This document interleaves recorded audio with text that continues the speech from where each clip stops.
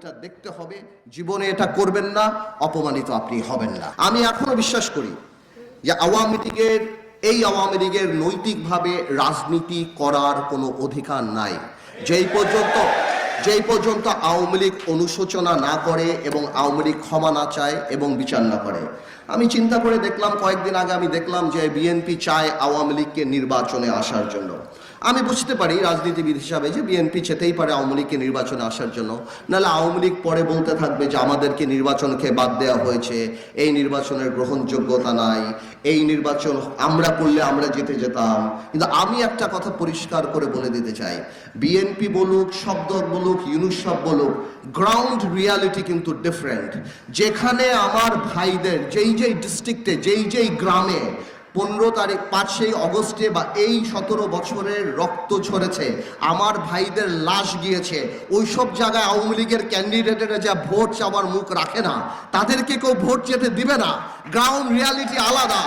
বিচার না হওয়া পর্যন্ত আওয়ামী লীগকে বাংলাদেশের মানুষরা ঘর থেকে বের হতে দিবে না রাজনীতি করার জন্য।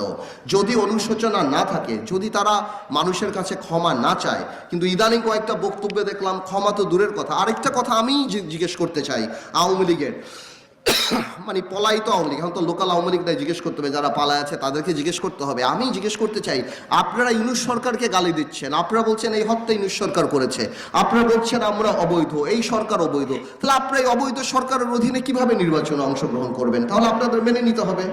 তো আমি মনে করি যে বিএনপি হয়তো ছাড় দিতে চায় আওয়ামী লীগকে নির্বাচনে আসুক, বা নৈতিকভাবে আমি মনে করি না আওয়ামী লীগের নির্বাচন করার কোনো সুযোগ আছে। এবং আওয়ামী লীগের মতো দলকে, যারা গণহত্যায় বিশ্বাস করে, যাদের কোনো রাজনৈতিক অস্তিত্ব নাই, যারা ক্ষমতায় যাওয়ার জন্য সবকিছু করতে রাজি, সেই ধরনের দলকে বাতিল নিষিদ্ধ করার জন্য আমি মনে করি সংবিধানের প্রভিশন থাকা উচিত।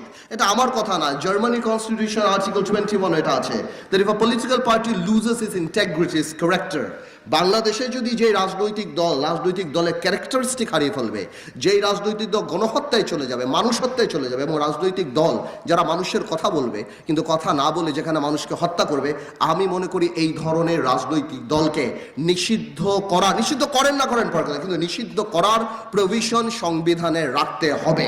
না হলে এরা আবার করে সামনেও আবার এই ধরনের রাজনৈতিক দল সামনে চলে আসবে। আগামীতে কোনো স্বৈরাচার সরকার জানি বাংলাদেশে আসে না, আর যদি আসে তাহলে এই দৃষ্টান্তমূলক বিচার এই হত্যাকারীদের আমাদের করে যেতে হবে, যাতে করে আগামীতে আসার আগে তারা 10 বার চিন্তা করে যে স্বৈরাচার হতে হলে কিন্তু সর্বস্ব নিয়ে আমাদের ভেঙে যেতে হবে।